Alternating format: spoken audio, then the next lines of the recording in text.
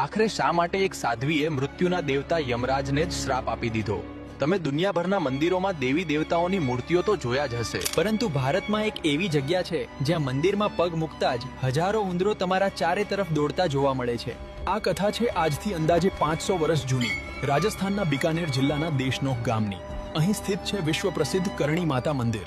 કહેવામાં આવે છે કે કરણી માતા એક મહાન સંત અને સિદ્ધ યોગીની હતા. તેમની પહેચાન દૂર દૂર સુધી ફેલાયેલી હતી. રાજાઓથી લઈને સામાન્ય જનતા સુધી સૌ કોઈ તેમની કૃપામાં અઢળક વિશ્વાસ રાખતું હતું. પણ એક દિવસ કરણી માતાના પરિવાર પર દુઃખોનું પહાડ તૂટી પડ્યું. મારા લાલ, મારા બાળકને કોઈ બચાવો. માતા પિતાનો રડવાનો હાલ બેહાલ હતો.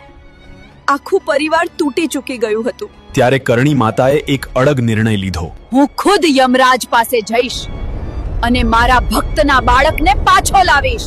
આગળ શું થયું તે જાણવા માટે ચેનલને સબસ્ક્રાઇબ કરો. યમરાજ, આ બાળક નિર્દોષ છે. એને ફરી ધરતી પર મોકલી આપો. ના, મૃત્યુ પછી પાછું ફરવું શક્ય નથી. જે આ લોકમાં આવે છે તેને નિયમ મુજબ જવું જ પડે. હું નિયમો બદલી શકતો નથી. આ સાંભળતા જ કરણી માતાનો ક્રોધ જાગી ઉઠ્યો. યમરાજ, યાદ રાખજો, આજથી મારા ભક્તો ક્યારેય યમલોકમાં નહીં જાય. માન્યતા છે કે એ જ ક્ષણે એક નવો નિયમ રચાઈ ગયો. કરણી માતાના ભક્તો મૃત્યુ પછી ઉંદર તરીકે આ જ મંદિરમાં જન્મ લે છે અને પછીના જન્મમાં ફરી માનવ બની જાય છે.